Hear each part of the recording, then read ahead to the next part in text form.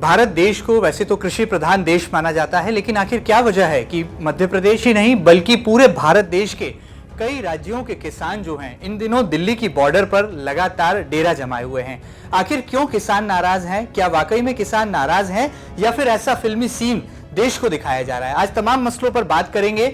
दिल्ली से आपको बंगाल के सूरत हाल भी बताएंगे और यह भी बताएंगे कि आने वाले दिनों में हिंदुस्तान के दिल मध्य प्रदेश की राजनीति कौन सा नया करवट लेने वाली है। तमाम मसलों पर बातचीत करने के लिए एमपी न्यूज पर आज एक्सक्लूसिव हमारे साथ मौजूद रहेंगे भारतीय जनता पार्टी के दिग्गज नेता और बीजेपी के राष्ट्रीय महासचिव श्री कैलाश विजयवर्गीय जी। कैलाश जी, आपका बहुत बहुत स्वागत है।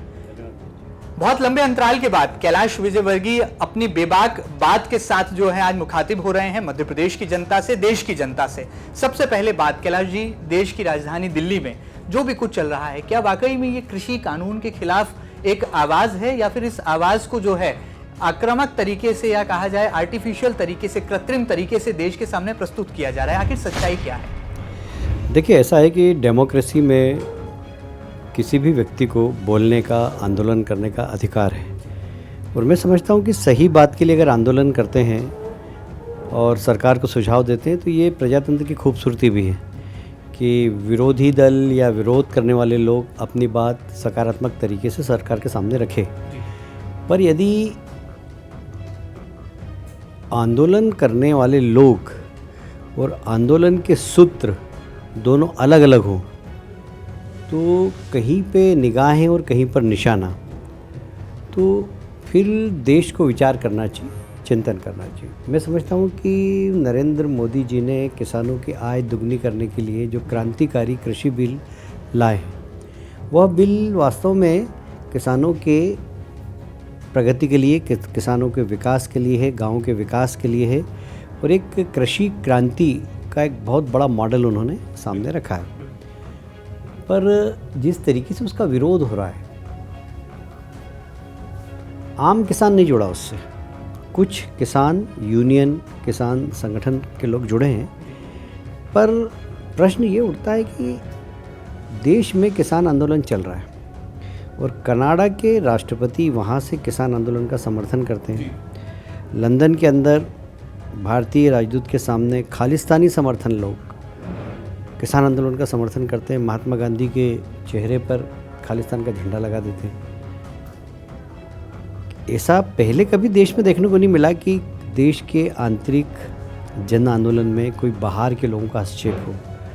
मुझे लगता है कनाडा वह देश है जहाँ पर सबसे ज़्यादा खालिस्तानी समर्थकों को पनाह दे रखी और वहाँ की पार्लियामेंट में कुछ खालिस्तानी समर्थक भी पहुँच गए।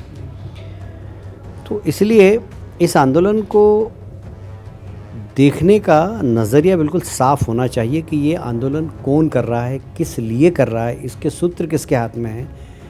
मुझे लगता है कि JNU में जो नारे लगे थे, भारत तेरे टुकड़े होंगे इंशाल्लाह इंशाल्लाह, वहाँ से आगे बढ़ते उनको समर्थन देने वाले लोग, फिर जम्मू कश्मीर के आतंकवादियों का समर्थन करने वाले मानवाधिकार के नाम पर वो लोग, ऐसे लोग जो मोदी जी के विरोधी हैं, वो सब लोग एक प्लेटफॉर्म की तलाश कर रहे थे कि एक प्लेटफॉर्म पे मिलकर हम मोदी जी को किस प्रकार डिफेम करें। इस किसान बिल में ऐसा कुछ भी नहीं है जो किसान के लिए अहितकारी हो।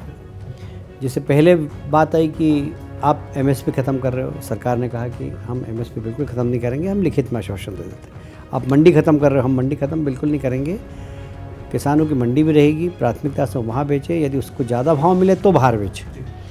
तो ये किसान के हित का निर्णय। पर अब दोनों बात सरकार ने मान ली, तो अब तो बिल वापस लो। भाई बिल वापस क्यों ले? किसानों के लिए कौन सा इसमें ऐसा बिंदु है जो किसानों को नुकसान पहुँचा रहा है, वो नहीं बता रहे हैं। बस आप तो जिद है कि आप बिल वापस लो। तो ये ऐसा जैसे बाल हट हो, राज हट हो, इस प्रकार जो किसान आंदोलन जिस दिशा में जा रहा है, मुझे लगता है कि इससे आम किसान जुड़ा हुआ भी नहीं है और यह देश में एक अशांति फैलाने वाले मानसिकता वाले लोग कहीं ना कहीं गाइड कर रहे हैं।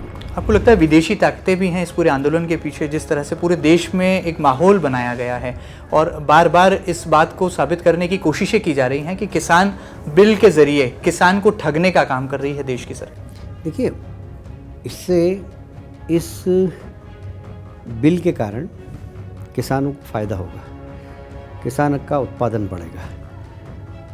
यदि आप तीनों बिल को देखेंगे तो एक बिल के अंदर कॉन्ट्रैक्ट फार्मिंग का है। कॉन्ट्रैक्ट फार्मिंग में चाहे तो आप या मैं भी पैसा लगा सकते हैं, अच्छा बीज दे सकते हैं उनको, उत्पादन के पहले रेट तय कर सकते हैं कि अभी बाज़ार में भाव क्या है गेहूँ का, तो बोले 2000, वो कहे 2200, बोले ठीक है 2200 में हम लेंगे ये बीज हमारा, और हम खेत से उठा के ले जाएंगे।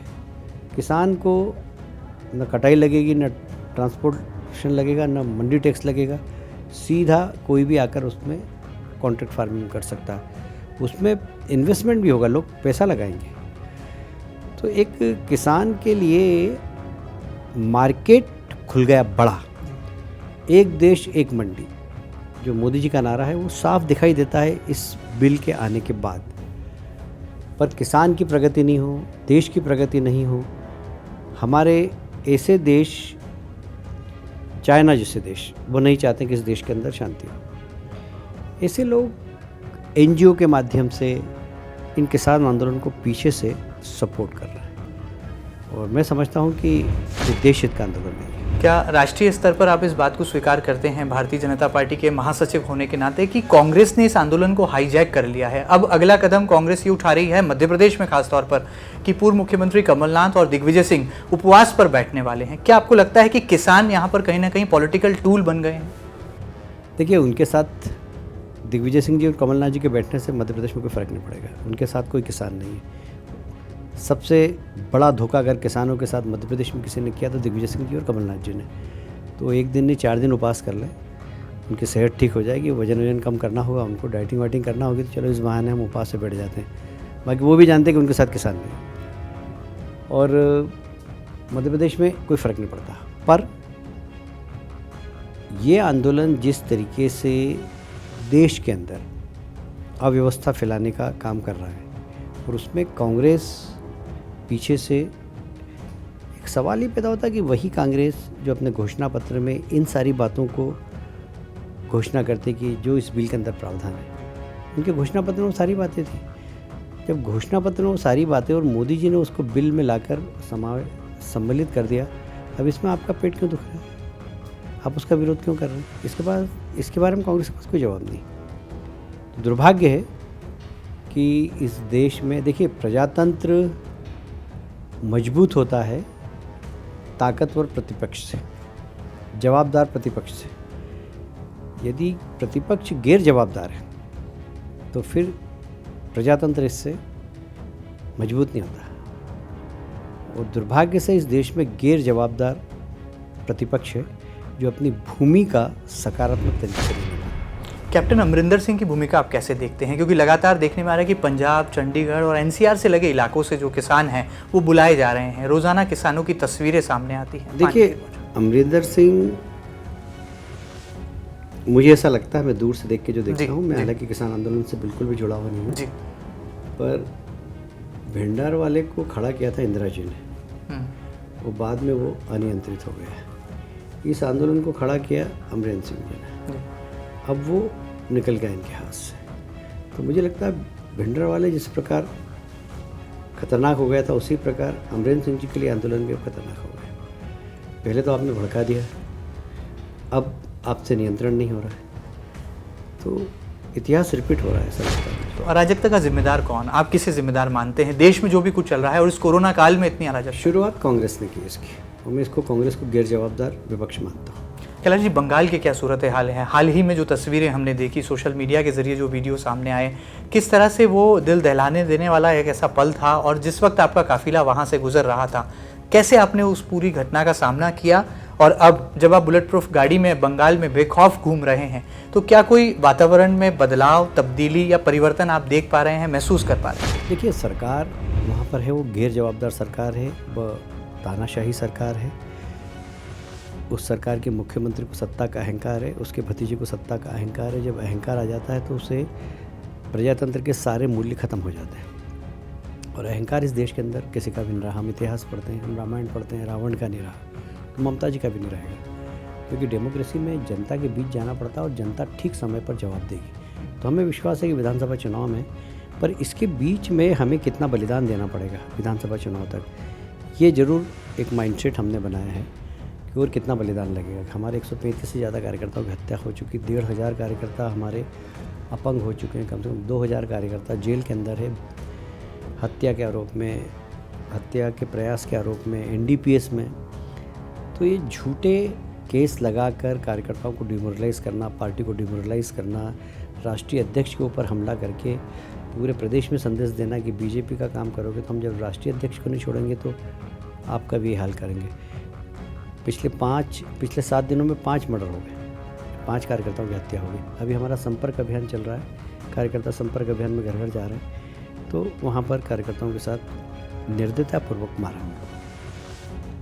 तो एक तरीके से ममता जी की ज़मीन खिसक गई, उनको लग रहा है कि अब मेरा साम्राज्य गया, तो आतंक के बल पर वहाँ भारतीय जनता पार्टी को रोकना चाहती है। मुझे नहीं लगता कि वो रोक पाएगी। ये उनका जो प्रयास है बहुत उनके ही लिए खतरनाक साबित होगा, क्योंकि जनता सब देख रही है और डेमोक्रेसी में जनता जम के जवाब देती है और हमें विश्वास है कि जनता जवाब देगी। आप बंगाल के साथ साथ एमपी के भी टाइगर हैं। जिस वक्त हमला हुआ, क्या वो सीन आज भी आपको याद आता है, और किस तरह से आपको लगा कि आपके राजनीतिक करियर में, अब तक के आपके लंबे राजनीतिक अनुभव में, ये वो पल था जब आपको लगा कि राजनीति को करना और पश्चिम बंगाल जैसे राज्य में प्रभारी बनकर भूमिका निभाना बहुत मुश्किल, बहुत आसान भी हो सकता है? देखिए, जब बंगाल का प्रभारी बनाया तब तो मुझे मालूम था कि यह बहुत टफ प्रदेश है, क्योंकि 3 प्रदेश ऐसे हैं इस देश के अंदर जहाँ हिंसक राजनीति का इतिहास है। एक त्रिपुरा, एक केरल और एक पश्चिम बंगाल।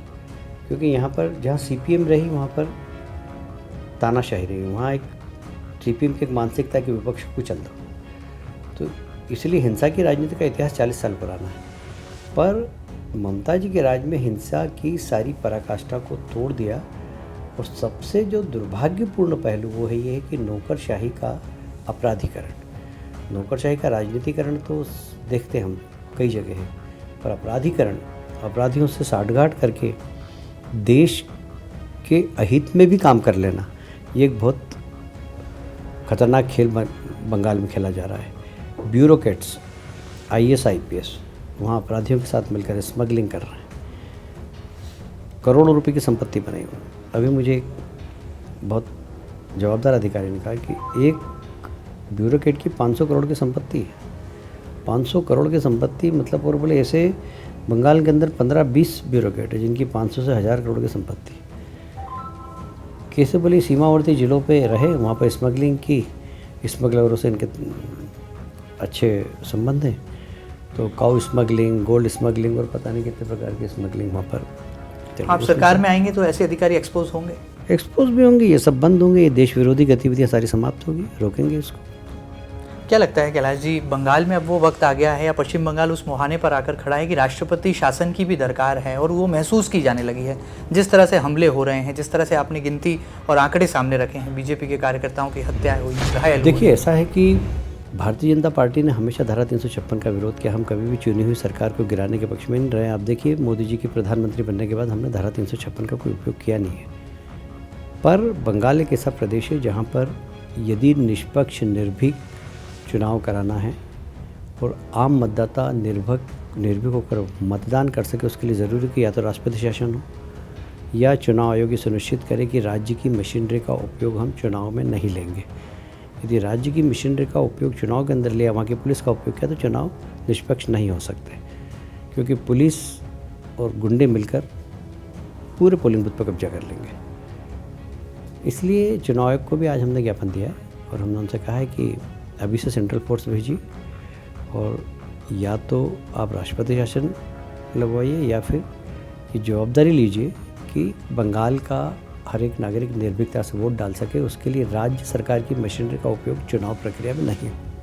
बीजेपी के बेबाक नेता हरियाणा के हीरो तो बन गए, क्या अब बंगाल के बाहुबली बनने की भी तैयारी है, और इसकी तैयारी क्या मध्य प्रदेश से भी शुरू हो गई? देखिए, ऐसा है कि काम करना पार्टी ने जो दिया है मेरे को चैलेंज कोई सा भी हो, लेने में मज़ा आता है, और बंगाल एक चैलेंज था पार्टी के लिए। और मैं सौभाग्यशाली मानता हूँ कि माननीय मोदी जी ने और अमित शाह जी ने ये चुनौती वाला काम मुझे सौंपा।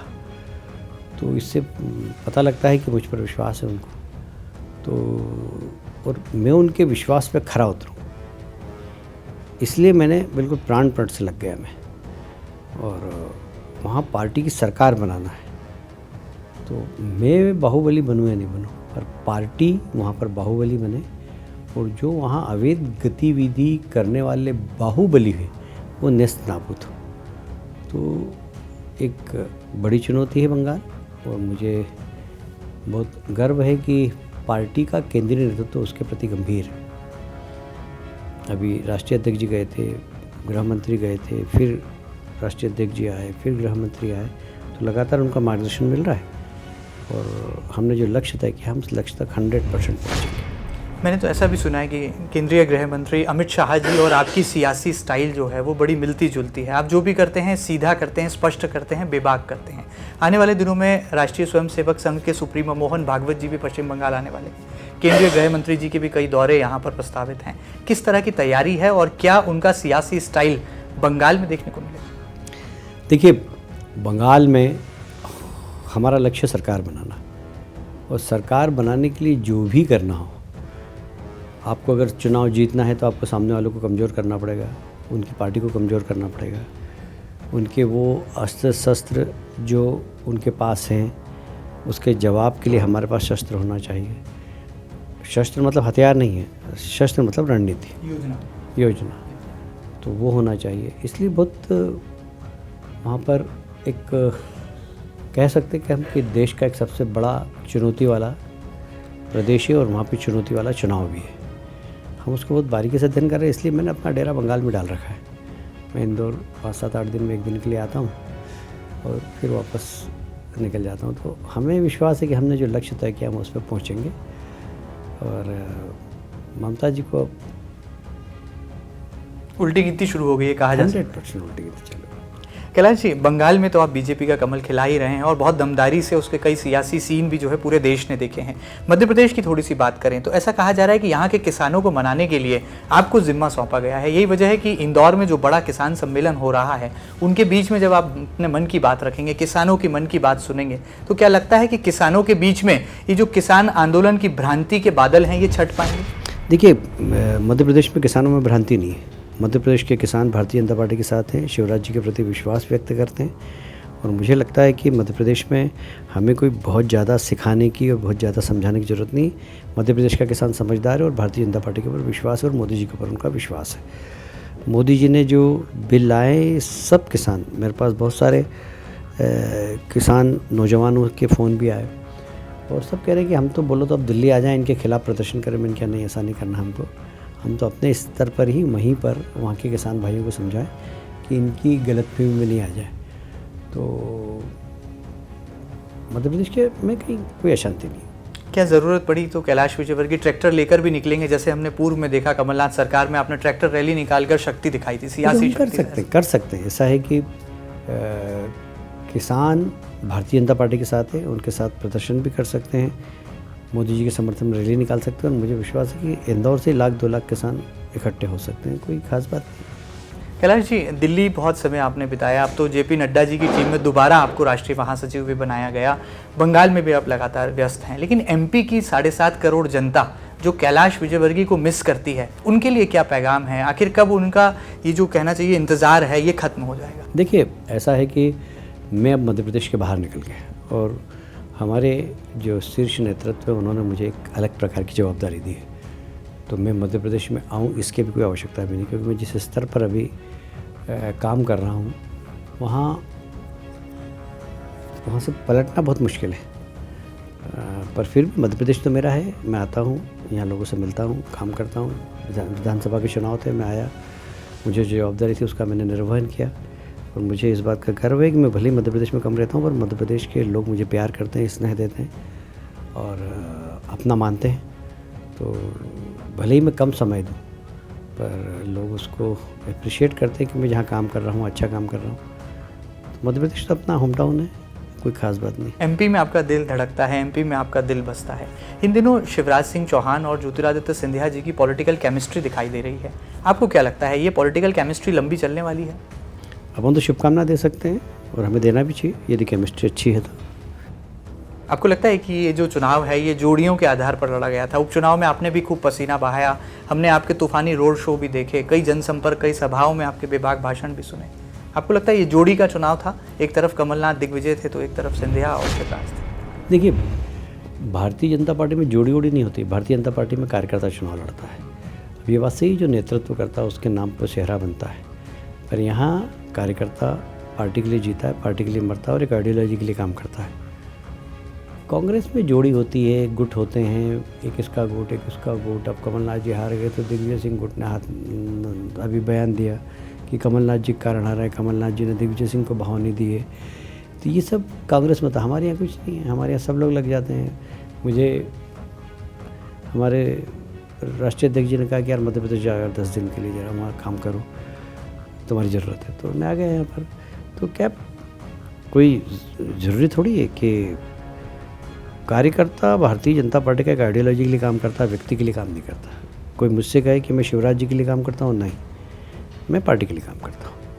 और ये बात सही है कि हमने मेहनत करी, सबने जीते हम, और शिवराज जी के का सेहरा बना तो नेता है, नेता के सिर पर तो सेहरा बनना ही चाहिए। कैलाश जी, हाल ही में कमलनाथ जी ने छिंदवाड़ा में कहा कार्यकर्ताओं के बीच कि अब वो आराम करने के लिए तैयार हैं।